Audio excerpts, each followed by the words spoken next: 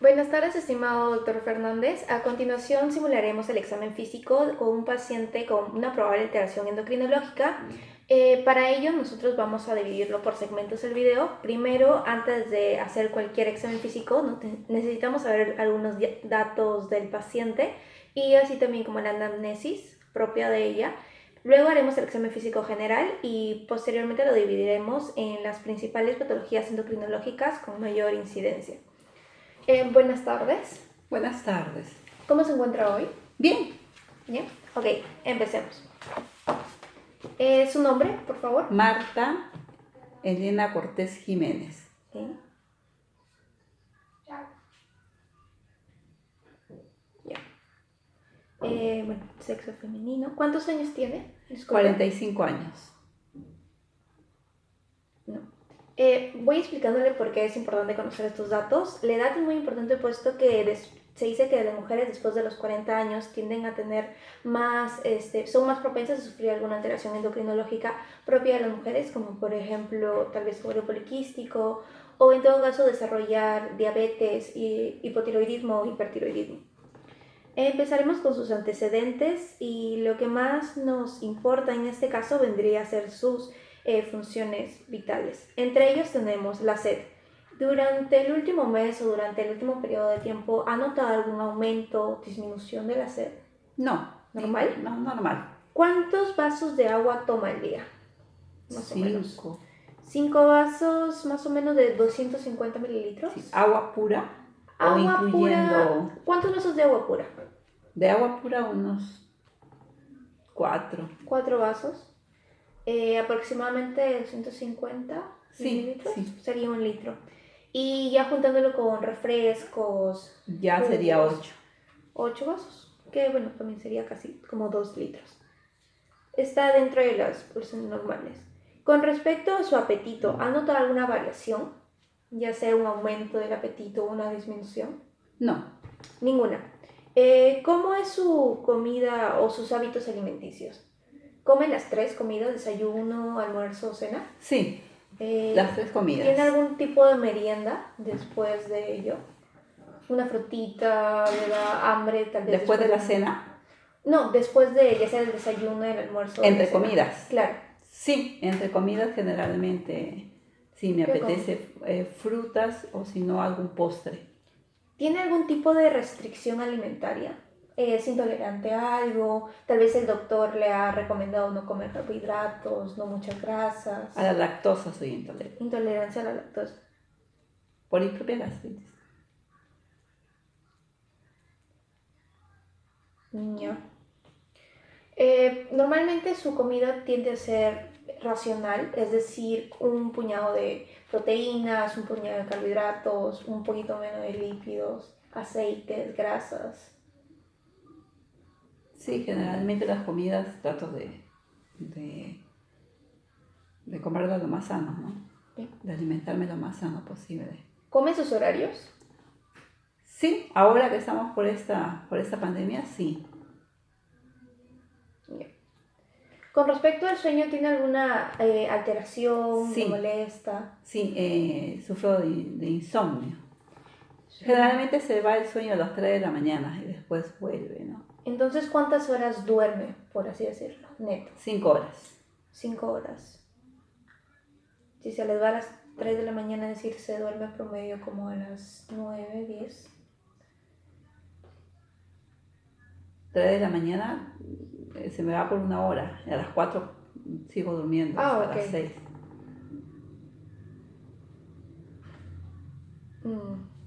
Ok. ¿Tiene alguna causa por la cual se levanta? Tal vez se levanta a ir al baño. Sí, a esa hora sí me levanto a miccionar siempre. Ok, entonces con respecto ya a su necesidad biológica de orinar, ¿ha visto alguna alteración durante el último periodo de tiempo? No, 3 meses. siempre ha sido así. Okay. ¿Guarda relación con la cantidad de agua que usted toma? Sí. ¿Ha notado algún tal vez alteración en su color? ¿Presencia de espuma tal vez? No, un poco más no, espuma, color, no, normal. ¿Podría calcular más o menos cuánto orina diario? Un tazón, medio litro. Sí. Más de medio litro. ¿Cuánto más o menos? Se podría decir 1 litro. 1 litro. Ok. Y bueno, con respecto ya a lo último de las funciones, ¿ha notado alguna ganancia o pérdida de peso durante el Bueno, último trimestre? por la pandemia generalmente sí he ganado peso, ¿no? Pero no he subido mucho, he subido unos 2 kilos. ¿Se ha pesado? ¿Cuándo fue la última vez que se pesó? Antes de salir de la pandemia, Mm, antes de entrar a la pandemia, pesaba Más o menos, ¿cuánto tiempo hace? 6 meses. ¿Cuánto pesaba? Pesaba 60 kilos, casi 60 kilos. ¿Y cuánto más o menos habrá subido? ¿1 kilo? ¿2 1 kilo. kilos? Ok, no es una subida tan...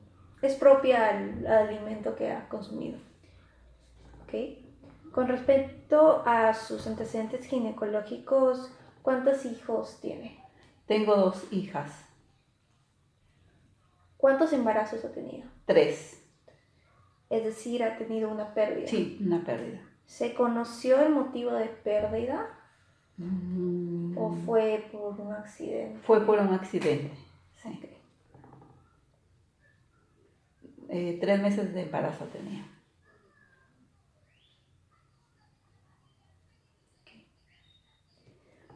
¿Actualmente presenta un ciclo menstrual normal? No, es irregular, se atrasa generalmente, se retrasa o se adelanta 5 a 6 días, ¿Y cuánto le dura más o menos? 2, 3 días. Entonces, Siempre ha durado 2, 3 días. sí, podría decir que menstrua una regular cantidad o poquito. Poco, siempre he menstruado poco. ¿Cuándo fue la fecha de su primera menstruación? De la primera, Sí, cuando tenía 16 años. 16 años. Sí, Ok. he menstruado un poco tarde. Sí. Y eso me lleva a preguntarle si es que en su infancia tenía algún problema de salud. Sí, tuve gigantomastia. Eso es lo que me detectaron, lo que me dijeron, ¿no? Gigantomastia. ¿A la edad de cuántos años le detectaron? A los 14, porque mis senos comenzaron a crecer desproporcionadamente. Y aún no había menstruado. No, ¿Ok? ¿Recuerda en qué localidad o en todo caso en qué centro de salud le diagnosticaron eso? sí, acá en Chiclayo, en una clínica, sin embargo, el médico no precisaba qué es lo que tenía. Simplemente le dijo ginecomastia. No, Así. me envió a neoplásicas. Fui a neoplásicas de Lima y me sacaron estudios y me dijeron que se trataba de una gigantomastia. No tenía nada malo, me dijeron que era un problema hormonal. Claro. ¿No le dijeron cuál podría ser su problema hormonal? No, me Tal vez dijeron. asociándolo con Lo asociaban, sí, a que yo no menstruaba. Claro. Entonces, cuando menstrué bajó un poco los senos, pero seguían muy grandes. Pero ya con la primera niña, mi primer embarazo, ya bajaron bastante. ¿Se controló, si se puede decir así? Sí, se controló bastante. Okay. ¿Algún otro problema aparte de ese? No, Ninguno. Tal vez hubo alguna infección, rubiola, anemia. anemia de niña, sí. ¿A los cuántos años más o menos? ¿Recuerdas? 6 años. Ok. ¿Tenía algún proceso quirúrgico? Sí, ¿Alguna operación? cesárea, La cesárea por una de sus hijas. por embarazo, Okay. por la última de mis hijas. ¿Hace cuánto tiempo fue? Hace 11 años, 2009. sí. Ok, 2009. ¿Dónde se realizó? Disculpe. En la clínica del Pacífico. Okay. ¿Presenta algún hábito tóxico? Es decir, fuma, No. toma, uso de drogas, uso de anticonceptivos. No, tampoco pastillas, anticonceptivos, cero anticonceptivos. Cero cigarrillos, cero alcohol. A lo mucho una copa de vino. Cero alcohol. Copa de vino. Sí, vino. Podría decirse una semana, pero una nomás. Con respecto a sus antecedentes familiares, su mamá posee ahorita un problema de salud. Sí, sufre una artritis. Una artritis. Sí, Presenta ahorita medicación. sí, está medicada. Su papá, Mi papá es fallecido. ¿hace cuánto tiempo más o menos? Hace más o menos 30 años. ¿De qué falleció? Si es que le podría preguntar. Bueno, no le hicieron autopsia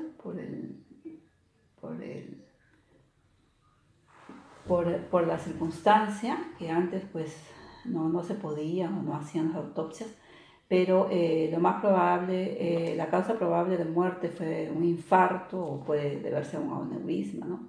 Pero más lo asocian a infarto porque se fue a dormir y ahí nada más quedó. Con respecto a sus hermanas o algún hermano, ¿cuántos posee? Tengo 4 hermanas 4 hermanas. y 2 hermanos. Ok. ¿Alguno de ellos tiene alguna enfermedad? Están sufriendo de hipotiroidismo, la mayor, y la menor, justo la última, sufre de hipertiroidismo. Hipertiroidismo. ¿Alguno tiene un diagnóstico de diabetes, tal vez? Bueno, por ahora no le han descartado. descartado todavía la diabetes. Una hermana tiene hipotiroidismo, una hermana tiene hipertiroidismo. Sí. Su mamá no tiene un... No le han descartado, o sea, no le han hecho la descartado. prueba. No sabemos. Okay. Ya. Eso sería todo con respecto a las preguntas. A continuación vamos a tomarle la presión para ver cómo se encuentra.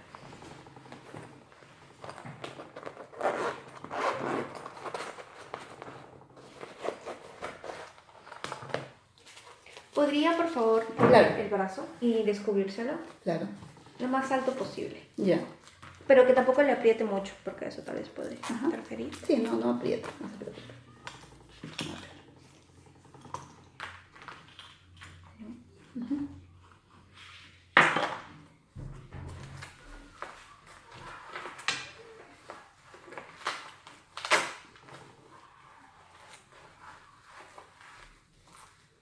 ¿Le aprieta? No nada. Bien. No.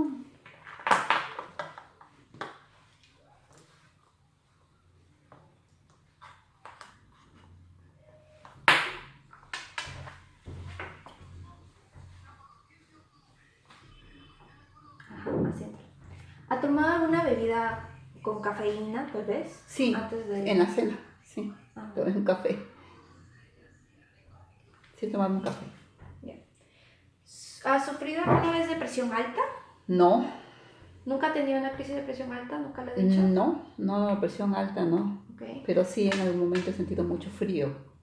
Frío, presión baja, podría ser. Podría ser, pero no, también nunca le he descartado.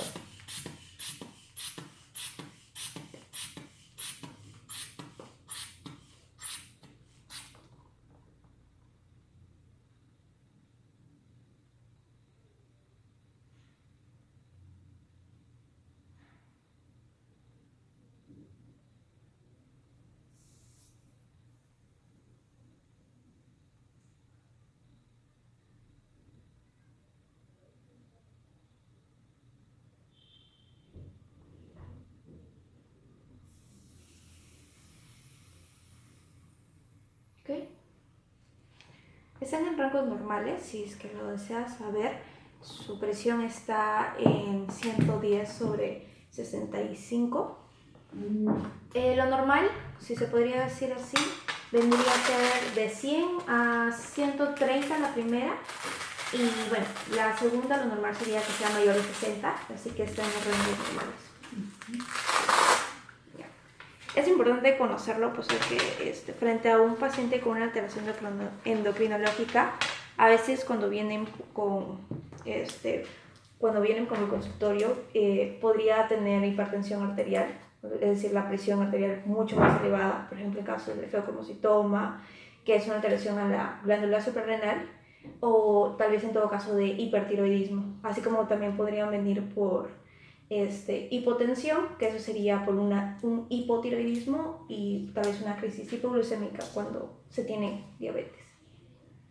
Ahora le voy a tomar... Cuando se tiene diabetes, ¿también se sube la presión o se baja? Cuando se tiene diabetes y no se controla porque ya sea no se ha diagnosticado, no cumple con la restricción alimentaria o no sigue con el tratamiento indicado o abusa mucho de ello, podría tener una crisis hipoglucémica, que es cuando se le baja, a todo lo contrario que sería la diabetes, se le baja el azúcar en la sangre y pues eso le baja, tiene hipotensión, incluso podría tener taquicardia. Baja la presión. Baja la presión. ¿Okay?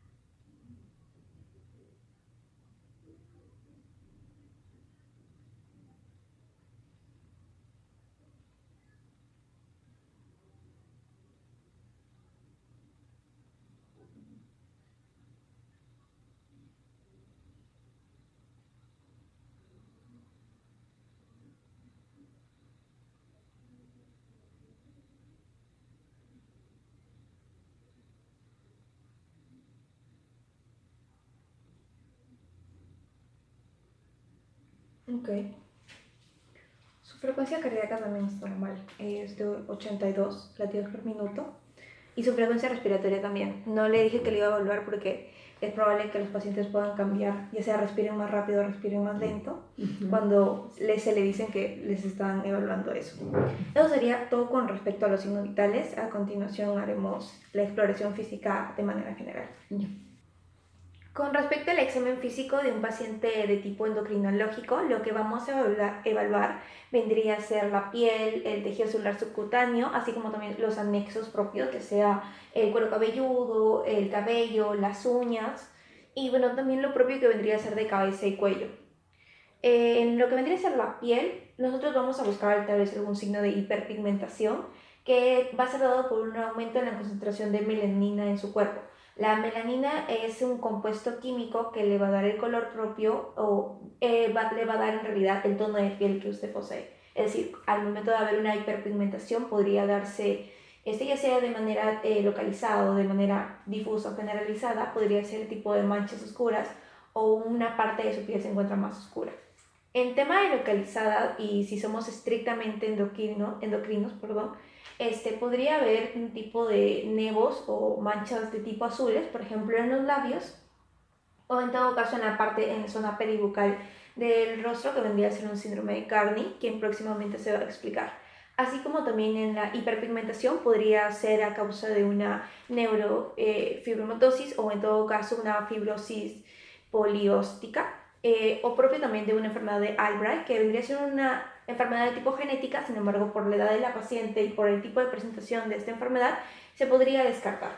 Luego tendremos una hiperpigmentación generalizada, que podría darse en casos, por ejemplo, de una enfermedad de Addison. La hiperpigmentación generalizada principalmente se evalúa tanto en la palma de la mano y en todo lo que vendría a ser el antebrazo, en la zona del cuello, en la zona del rostro y así posteriormente.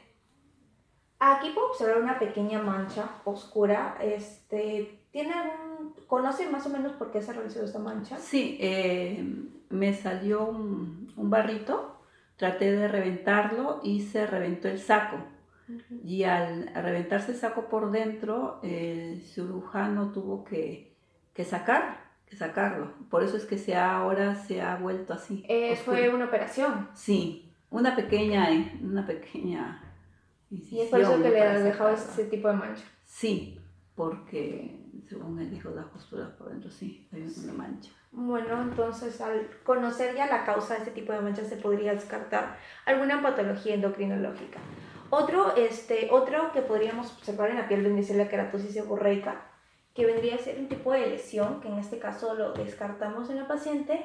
Sin embargo, debido también a la incidencia que tiene esta enfermedad, es debido buscar en realidad algún signo de una acanthosis nigricans, que es propio de una resistencia a insulina, o mejor dicho, de un paciente diabético. Vendrían a ser tipo de pliegues de oscuros por la hiperpigmentación en las zonas de flexión, como por ejemplo los nudillos, los codos. ¿Podría levantar, por favor? ¿Está bien? Gracias. Y también en la zona del cuello de atrás, que bueno, no posee. Perfecto. Yendo también ya con lo que vendría a ser los anexos cutáneos, empezaremos con el cuero cabelludo. Vemos si es que hay algún tipo de lesión, principalmente al momento de examinar al paciente, si es que encontramos alopecia, podría ser a causa de una alteración endocrinológica. Claro, si es que la causa no vendría a ser algún tipo de lesión en el cuero cabelludo. Que bueno, en este caso no lo podemos observar. Lo que sí podemos observar es que posee poco pelo. Pero que bien podría ser genético.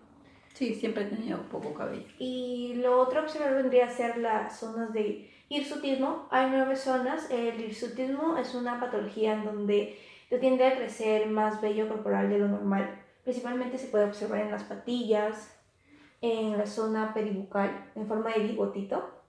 Es más cuando es un caso de virilización, es decir, las mujeres principalmente tienden a tener rasgos con lo que respecta al vello corporal de los hombres, mayor patillas, tal vez bigote, en lo que vendría a ser el antebrazo, que bueno, se puede observar que no, también puede verse en el pecho, en el abdomen. ¿Podría descubrirse, por favor? El abdomen.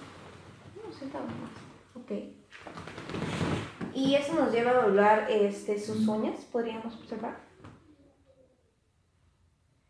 Más que todo para descartar, tal vez, por ejemplo, un signo que vendría a ser las uñas de Plummer, que es propio de un hipertiroidismo, o en todo caso una acropaquia tiroidea, que es cuando sus deditos se ponen en forma de palillo de tambor, así. Que bueno, en este caso se descarta. Y bueno, lo otro también evaluar vendría a ser la presencia de algún tipo de estrías que posean. Principalmente eso se evalúa en el abdomen. ¿Te podría descubrir? Ok, gracias.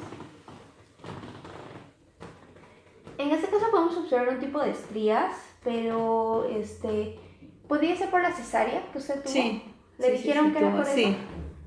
Sí, porque mi vientre era muy prominente. El producto era muy grande. Así dijeron. El producto era muy grande. El bebé era muy grande. Era grande. El color de las estrías también nos indica, por ejemplo, hay pacientes que tienen estrías de color rojo violáceas, como si fuera de color tipo sangre, y eso es tipo un signo patognomónico, un inicio claro de una enfermedad endocrinológica, que vendría a ser la enfermedad de Cushing. Y eso es lo que nos hace evaluar también, ya pasando al tejido celular subcutáneo, lo que vendría a ser, aparte del índice de masa corporal, el tipo de obesidad, si es que lo posee. Las regiones en donde más se centra el tejido o el panículo adiposo vendría a ser en el abdomen, que como lo podemos observar aquí está bien.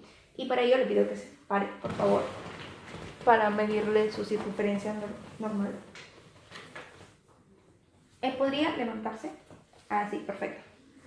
Lo normal sería que tenga menor a 86. Gracias.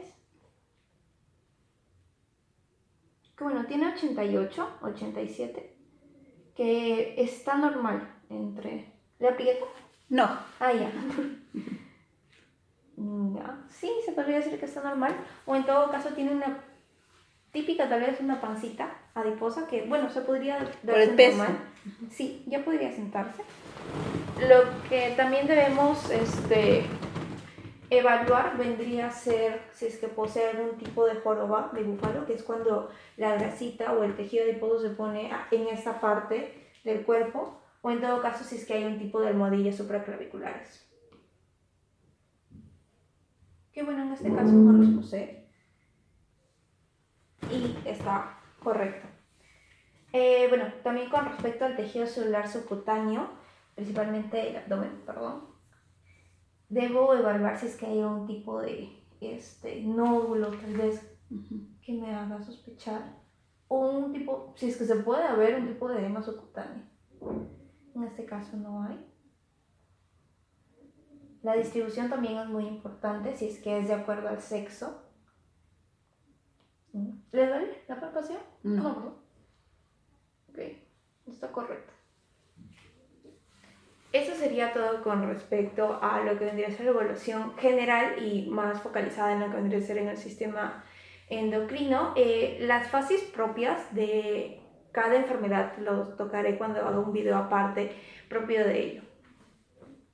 Con respecto al examen físico de lo que vendría a ser tanto la cabeza y cuello, en el examen general propio nosotros tenemos que ver en realidad si es que hay algún tipo de alteración en lo que vendría a ser en la formación ósea propia de la cabeza o del cráneo, para descartar tal vez un tipo de tumor o en todo caso alguna posible acromegalia, que eso se ve ya con las facies o con las medidas propias de lo que vendría a ser tanto la boca, la nariz o los ojos. Y bueno, lo que más interesa en este caso vendría a ser el cuello, que es la palpación de la glándula tiroides, propio que es la única glándula endocrina o el único órgano endocrino que se puede hacer un examen físico de manera real, si se puede decir así, y no guiarnos solo por signos clínicos como manifestaciones de la enfermedad. Para ello haré dos maniobras, la maniobra de Quervain y la maniobra de Lahey. La maniobra de Quervain consiste en que nos pongamos detrás del paciente, que bueno, en este caso trataré de ponerlo lo máximo que pueda, y con ambas manos, con el pulgar debajo y con ambas manos, tratar de tocar la glándula tiroides para descartar en realidad, para primero estimar el tamaño de la glándula, si es que corresponde a las condiciones normales, y también si es que palpamos algún tipo de nódulo, fibrosis propia. ¿Podría por favor pasar saliva? Okay. Eso también es importante para evaluar en realidad si es que hay movilización justo con la tráquea, puesto que cuando hay un bocio intratorácico o un bocio que ya se ha pegado a los músculos, esto podría ser un grave signo de, un grave signo de alguna complicación hipotiroidea o en todo caso hipertiroidea. ¿Le duele cuando le palpo? No. Que vendría a ser lo más importante. No le duele. Perfecto. No puedo palpar algún tipo de nódulo o en todo caso un tipo de fibrosis. Se siente dentro de los valores normales de tamaño. Y bueno, sí se moviliza al momento de que pasa la saliva. Eso vendría a ser con respecto, la glándula tiroides tiene tres partes, la posterior que obviamente no se puede evaluar, la anterior que lo he evaluado ahorita y las laterales lo voy a evaluar con la siguiente maniobra. En el caso del lóbulo derecho de la glándula, con mi pulgar trato de tener la tráquea fija y con mi otro dedo trato de tocar la glándula tiroides, que aquí está. Y bueno, tampoco se siente algún tipo de nódulo, algún tipo de fibrosis y le duele el momento que le palpo. No. ¿Podría pasar saliva de nuevo? Perfecto. Y ahora lo mismo con el lóbulo izquierdo.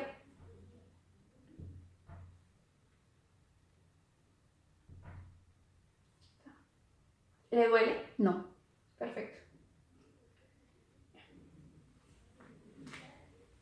Durante la exploración física, si es que vemos algún tipo de bocio, que bueno, en este caso no tampoco se pudo palpar, y otro, siguiendo también la clasificación de la OMS, le pedimos al paciente que por favor extienda su cuello, así, para ver si es evidenciable, en todo caso, la prominencia de la glándula tiroides propia de una hiperplasia de las células foliculares, y bueno, seguimos también tratando de palpar.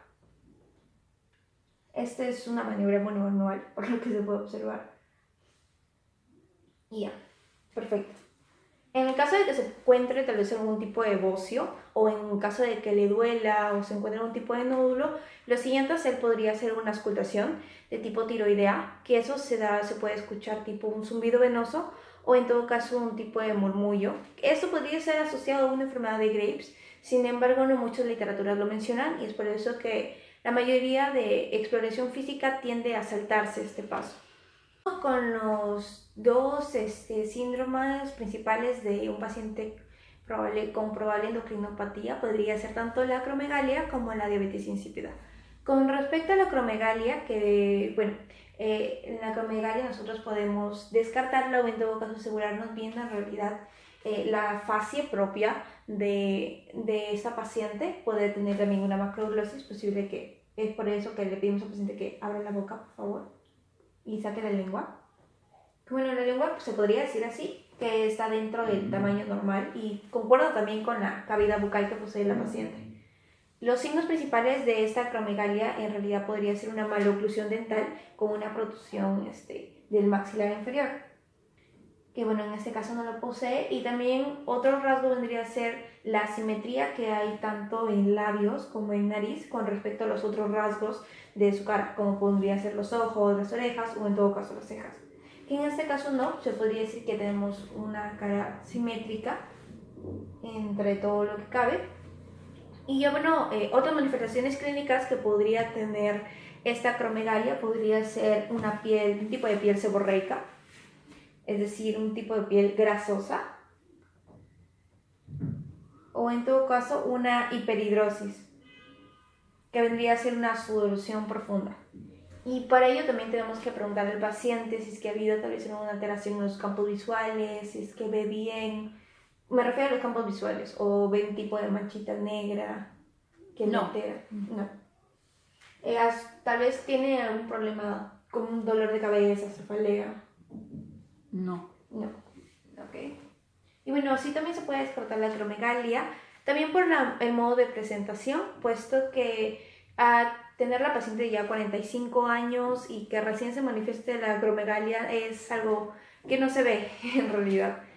Y la otra enfermedad que mencioné vendría a ser la diabetes insípida. Esa diabetes insípida, más que por las manifestaciones clínicas, se puede descartar en realidad por la anamnesis correctamente hecha a la paciente, ya que no tiene ninguna alteración en la sed ni en la orina, ya sea polidipsia o poliuria.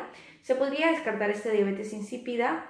Tampoco no nos mencionó alguna alteración en su orina, en la concentración o cambios en el color o en la consistencia, también se descarta por ahí. Y bueno, lo que nos mencionó que se podría levantar para ir al baño podría ser propio de problemas para conciliar el sueño que tenía la paciente o en todo caso por los líquidos que ella ingería.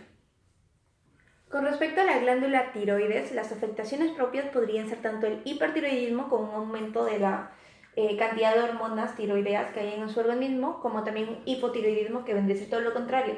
Hay una disminución de esas hormonas tiroideas.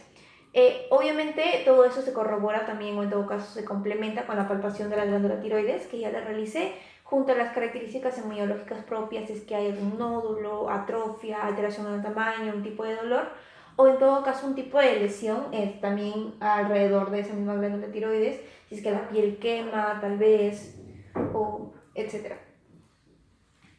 Con respecto al hipotiroidismo, hay algunas manifestaciones clínicas que nos podrían sugerir un tipo de hipotiroidismo, sin embargo el diagnóstico ya definitivo se hace obviamente con exámenes laboratoriales con el conteo de las hormonas tiroideas. Las manifestaciones clínicas más frecuentes vendrían a ser, con respecto a las fascias, podría ser una fascia hemicedematosa, que vendría a ser ya por una complicación de hipotiroidismo. Otra de las manifestaciones vendría a ser la piel fría, las uñas tienden a ser quebradizas, también vendría a ser el cabello tiende a ser áspero y tal vez un signo que se podría encontrar vendría a ser la pérdida de cabello frecuente, que bueno, en este caso se puede descartar, si se puede decir así, puesto que en la paciente es todo lo contrario, el pelo es muy finito, que vendría a ser propio también de la misma genética que podría tener. Otro de las manifestaciones, o en todo caso de los signos frecuentes del hipotiroidismo, vendría a ser el signo de la reina Ana, que es cuando hay una disminución de la cantidad de vello, o en todo caso la cantidad de ceja que hay, principalmente en lo que vendría a ser la cola. Que bueno, en este caso podemos observar que no, presenta el vello sí un poco disminuido, que podría ser propio también de la genética de la paciente, pero sí se puede observar netamente toda la conformidad de la ceja. Otra de las manifestaciones que podría haber sería la macroglosia, que eso ya lo evaluamos nosotros en el examen físico general, y también un edema periorbitario, que eso podría dar con la protrusión de los glóbulos oculares. Sin embargo, tenemos que distinguirlo también con la oftalmopatía de Graves-Basedow, que bueno, eso lo haremos, el examen físico de eso lo haremos mucho más adelante. Ya con respecto a lo que vendría a ser asociaciones, tal vez con algunas otras enfermedades glandulares, podría ser cuando hay una insuficiencia renal o suprarrenal. Hay bastante porcentaje de pacientes que se podrían asociar también con un tipo de enfermedad de Addison. Y otra cosa que me olvidé de mencionar es que podría haber alguna disminución de color de la piel, si se puede decir así, que nos daría un tipo de manchas o un tipo de descoloración de la piel, mejor. Yeah. Con respecto al hipertiroidismo, sus manifestaciones clínicas tienden a ser más sugerentes que el hipotiroidismo y está caracterizado principalmente por la fase hipertiroidea propia del paciente. Sí, tenemos que esa fase está netamente caracterizada por la oftalmopatía de Graves principalmente, que puede poseer, que es cuando hay una protrusión de los glóbulos oculares, de los globos oculares, y también hay algunos signos que nos pueden ayudar en realidad a ver si es que se trata de una oftalmopatía tiroidea, como podría ser el signo de Graves, que es cuando el párpado no sigue en realidad la mirada hacia abajo al paciente. Le pedimos que por favor mire hacia abajo, acá.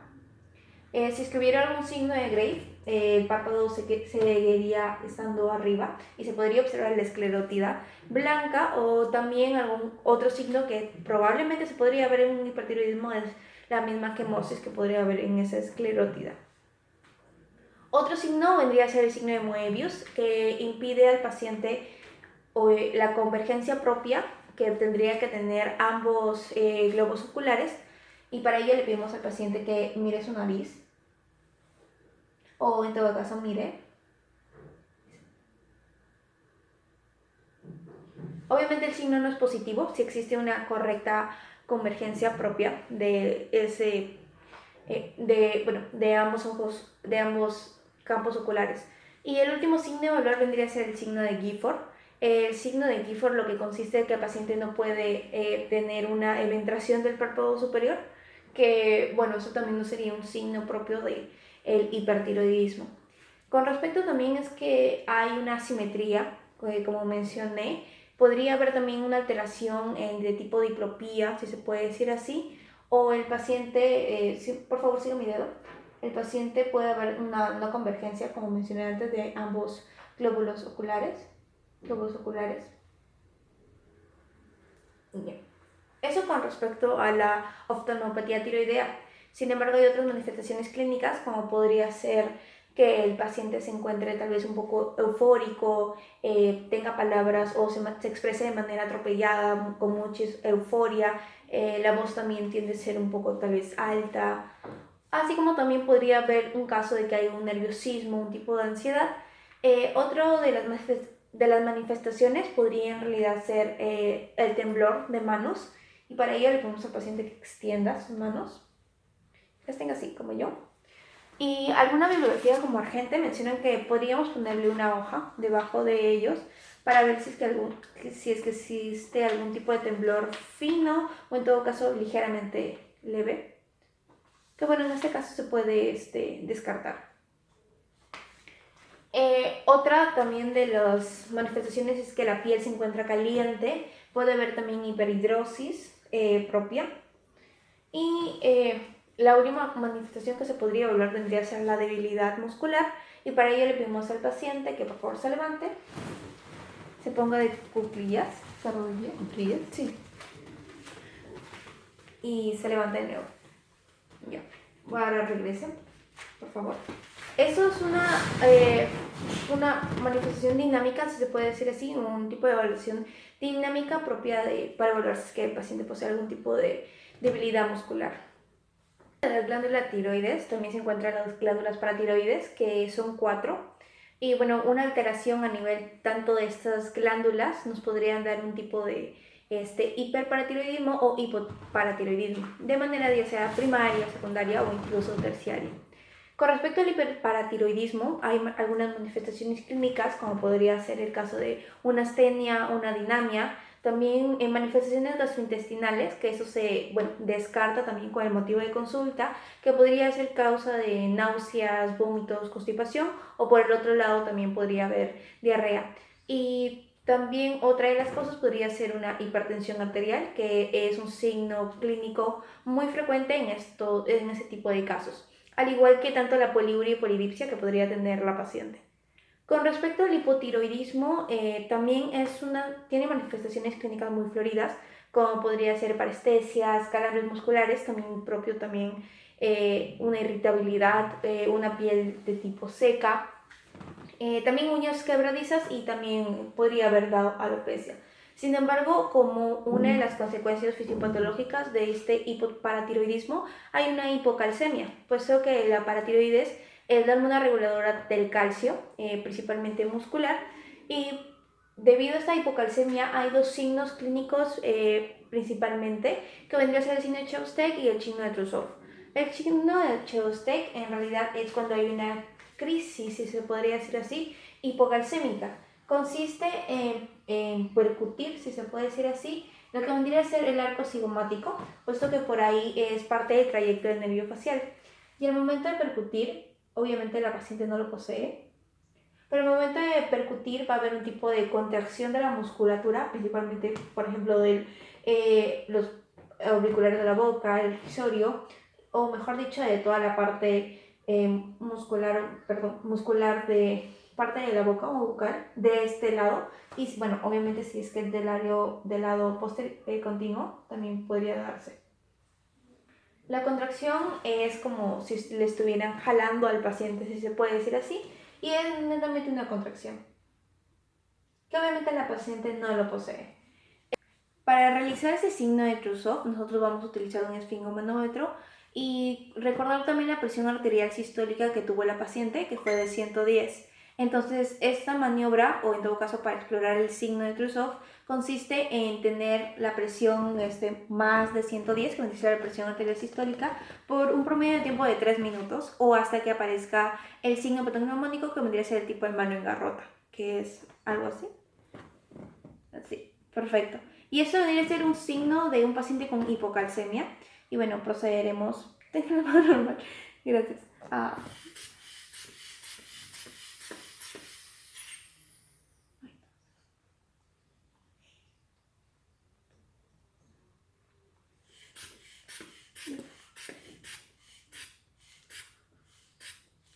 Ya. Y más o menos ahí el paciente poco a poco va a empezar a dar la manifestación cuando empieza la mano en garrota. A ver, ¿le ayudo? Algo así.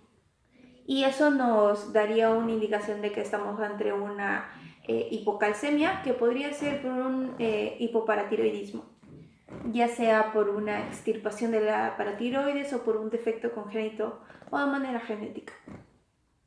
Eso solamente ha sido para una demostración de manera didáctica, y debido a que la paciente no posee hipocalcemia, pues ya lo dejaremos de realizar.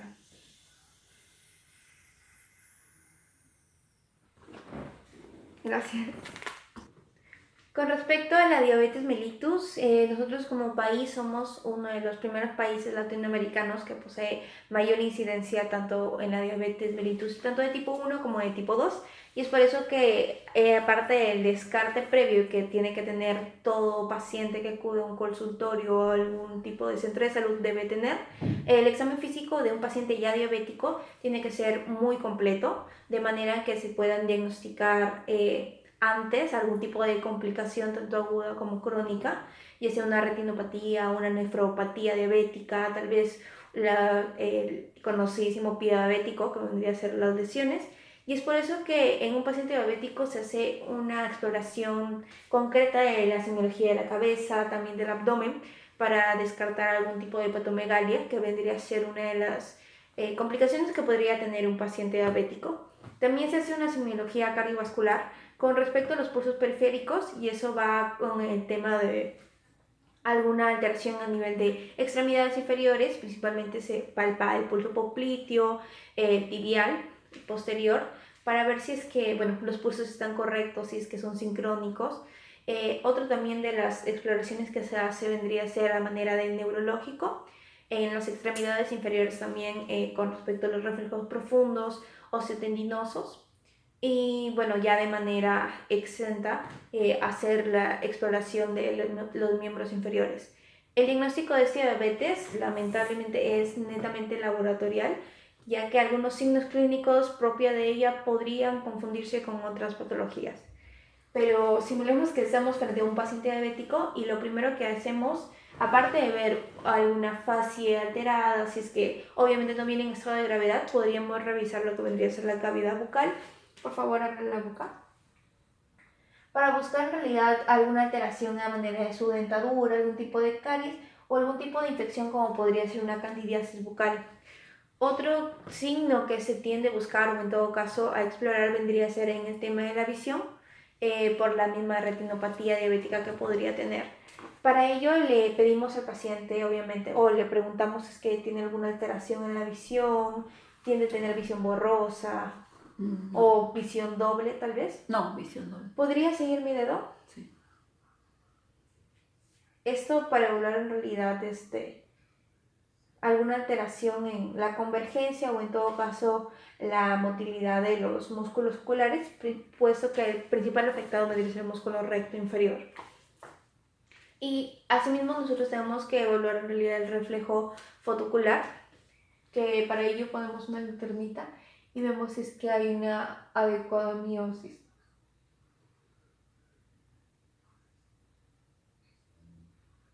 Ok. Sí, son correctos de acuerdo a la reacción de la luz. Terminando la exploración de un paciente con probable diabetes mellitus, se tiene que hacer la exploración de las extremidades, principalmente inferiores, para descartar algún tipo de pie diabético. Lo que se tiende a evaluar vendría a ser la coloración, la temperatura, la sequedad, o en todo caso si hay algún signo de hiperhidrosis. Bueno, en este caso lo principal que se tiende a evaluar vendría a ser la presencia de alguna úlcera o alguna herida, que como podemos observar no posee ninguna. Y también algún tipo de deformidades óseas, como podría ser dedos de martillo o el pie de Charcot, que es uno de los indicios primarios que hay frente a un tipo de pie diabético. Con respecto a los pies diabéticos, en donde más se tiende a hacer una lesión, obviamente, vendrían a ser en los dedos y también en la parte plantar de lo que vendría a ser el pie. Y terminando ya con la exploración de de las extremidades inferiores, se concluiría lo que vendría a ser una exploración completa de un paciente diabético.